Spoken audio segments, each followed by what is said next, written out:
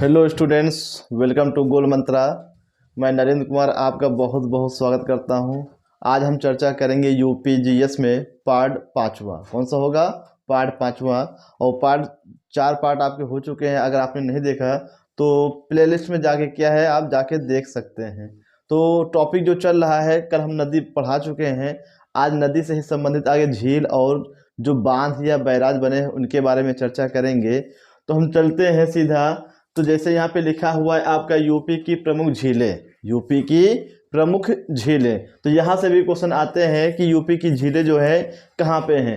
तो यहाँ बहुत सारी झीलें लिखी हैं जो आपके पेपर में ज़्यादा पूछी जाती हैं। कि ये फुलहर सबसे ज़्यादा पूछी जाती है और गोविंद वल्लभ पंत सागर झील, ये दो जो है सबसे ज़्यादा पूछी जाती है। तो हम देखेंगे यहाँ पे लिखा हुआ है आपका फुलहर झील। क्या लिखा है? फुलहर झील। तो फुलहर झील जो आपकी निकलती है पीलीभीत से। कहाँ से निकलती है? ये पीलीभीत से निकलती है। और यहाँ से एक क्वेश्चन और बनता है कि इस झील से ही गोमती नदी का उद्गम होता है। किस नदी का? गोमती नदी का उद्गम होता है। फिर हम आते हैं सूर सरोवर झील में आते हैं। किसमें आते हैं? सूर सरोवर झील में आते हैं। और ये जो है झील कहाँ पे है? आगरा में है। कहाँ पे है? आगरा में। क्वेश्चन पूछा जाएगा आपसे कि सूर सरोवर झील कहाँ पे है? ये आगरा में। तो आगरा के पास ही क्या है? मथुरा है। और मथुरा के एक राइटर रहे हैं जो मथुरा के बारे में बहुत कुछ लिखे हुए हैं, आपने देखा होगा, सूरदास। तो सूरदास जी ने किसके बारे में ज्यादातर लिखा है?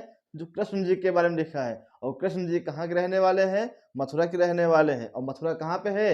ये आगरा के पास है। तो आपको उससे भी याद रखना है, सूर सरोवर झील ये कहाँ पे है? आपका आगरा में है। इसका एक दूसरा नाम भी है, उसका नाम है कीठम झील। क्या नाम है? तो कीठम झील लिख लीजिएगा, कीठम झील। ठीक है। तो कीठम झील जो है सूर सरोवर का दूसरा नाम है, जो कि कहाँ पे है? ये आगरा में। फिर हम देखेंगे बखिरा झील। क्या है ये? बखिरा झील। तो बखिरा झील भैया आपकी कहाँ है? संत कबीर नगर। कहाँ पे है? ये संत कबीर नगर में आपकी क्या है? बखिरा झील। ये आपका है, वेरी वेरी इंपॉर्टेंट कर लेना इसको, वेरी वेरी इंपॉर्टेंट कर लेना। गोविंद वल्लभ पंत सागर झील, गोविंद वल्लभ पंत सागर झील ये आपका कहाँ है? सोनभद्र में है। ये रिहंद नदी पे है। तो रिहंद नदी पे एक बांध बनाया गया है, उसी बांध के जलाशय को हम लोग क्या कहते हैं? गोविंद वल्लभ पंत सागर झील। और ये कैसी झील है? ये कृत्रिम झील है। कैसी झील है? ये कृत्रिम झील है। बेती झील देखिए। तो बेती झील आप जानते होंगे, राजा भैया का जो एरिया आपका कुंडा है प्रतापगढ़, तो वही आपका है बेती झील। ये कहाँ पे है? कुंडा। कुंडा कहाँ है आपका? प्रतापगढ़ में। तो आपको याद रखना है कि बेती झील कहाँ है? ये आपका प्रतापगढ़ में। ठीक है। उसके बाद देखें छितौरा झील। तो छितौरा झील कहाँ है? ये बहराइच में। कहाँ पे है? बहराइच में छितौरा झील है। उसके बाद हम देखेंगे मदन सागर झील। कौन सी झील है? मदन सागर झील। तो मदन सागर झील जो है महोबा में है। महोबा किस लिए प्रसिद्ध है? ये पान के लिए प्रसिद्ध है। और यहीं के शासक होते हैं आहला और उदल। तो मदन सागर झील ये महोबा में है। और महोबा जो है पान की खेती के लिए प्रसिद्ध है। आगे हम देखेंगे शेखा झील। कौन सी झील है? शेखा झील। और शेखा झील है अलीगढ़। तो अलीगढ़ से भी और क्वेश्चन बनते हैं। अलीगढ़ में ही सर सैयद अहमद खान ने क्या किया है? मुस्लिम विश्वविद्यालय की स्थापना की थी। तो वो अलीगढ़ में है। और अलीगढ़ किस लिए प्रसिद्ध है? ताले के लिए प्रसिद्ध है। किस लिए प्रसिद्ध है? ताले के लिए प्रसिद्ध है। और देखिए आगे अगला टॉपिक है यूपी के प्रमुख बैराज। यूपी के प्रमुख बैराज या बांध। तो यूपी के जो प्रमुख बैराज है उनकी हम चर्चा कर ले रहे हैं। तो यहाँ देखेंगे हिंडन बैराज। क्या है? हिंडन बैराज। हिंडन नदी ये कहाँ पे है? गाजियाबाद में। कहाँ पे है? गाजियाबाद में है। आगे देखें लौकुश बैराज। तो लौकुश बैराज जो है ये गंगा नदी पे है। ये कहाँ पे है? ये कानपुर में है। तो कानपुर को क्या कहते हैं? भारत में पूर्व का मैनचेस्टर। भारत में पूर्व का मैनचेस्टर किसे कहते हैं? ये कानपुर को कहते हैं। भारत का मैनचेस्टर किसे कहते हैं? अहमदाबाद को कहते हैं। और दक्षिण भारत का मैनचेस्टर कोयम्बटूर। क्या होगा? कोयम्बटूर। आगे देखेंगे नरौरा बैराज। ये गंगा नदी और आपका जिला कौन सा है? बुलंदशहर। कौन सा जिला है? बुलंदशहर। और इसी पे क्या है? परमाणु ताप विद्युत केंद्र बना हुआ है, जो यूपी का एकमात्र क्या है? परमाणु ताप विद्युत घर है। कहाँ पे है? नरौरा में है। ये किस जिले में आता है? बुलंदशहर में आता है। फिर हम देखेंगे आगे अफजल बैराज, ये रामगंगा नदी है और ये आपकी कौन सा जिला है? ये बिजनौर। कौन सा जिला है? ये बिजनौर है। तो बिजनौर में बुक्सा जनजाति पाई जाती है। कौन सी जनजाति? बुक्सा जनजाति। 3 जातियां आपके यहाँ, जनजातियां आपके यूपी में इंपॉर्टेंट है, थारू, बुक्सा, सहरिया। थारू जो है आपकी कहाँ पाई जाती है? ये यूपी के तराई क्षेत्र में। तराई क्षेत्र का मतलब है शिवालिक श्रेणी के आसपास का जो एरिया कहलाता है वो तराई क्षेत्र कहलाता है। जैसे हम कह सकते हैं लखीमपुर खीरी है, सिद्धार्थनगर है, बलरामपुर है, ये तराई क्षेत्र होता है। और यहीं पे क्या है? थारू जनजाति पाई जाती है, जो दीपावली पर्व को शोक पर्व के रूप में मनाती है। बुक्सा जनजाति कहाँ पाई जाती है? बिजनौर में पाई जाती है। सहरिया जनजाति कहाँ पाई जाती है? ललितपुर में पाई जाती है। तो जनजाति से 3 क्वेश्चन याद रखेंगे, थारू, बुक्सा, सहरिया। थारू तराई क्षेत्र, बुक्सा बिजनौर, सहरिया ललितपुर। आगे देखिए गोकुल बैराज, इसका नाम ही है गोकुल। और गोकुल से आप लोग जानते हो कन्हैया के बारे में, तो कन्हैया कहाँ के रहने वाले थे? गोकुल के। और किस नदी के किनारे? यमुना नदी के किनारे। और जिला कौन सा हो जाएगा? मथुरा। तो गोकुल बैराज आपका कहाँ पे है? ये मथुरा में है। कहाँ पे है? मथुरा में। फिर देखें गिरजा बैराज, क्या है ये आपका? गिरजा बैराज। ठीक है, ये है घाघरा नदी। कौन सी नदी है? घाघरा नदी। और जिला कौन सा है? ये बहराइच। जिला कौन सा है? ये बहराइच है। आगे देखेंगे हथनी कुंड, इसको इंपॉर्टेंट कर लेना।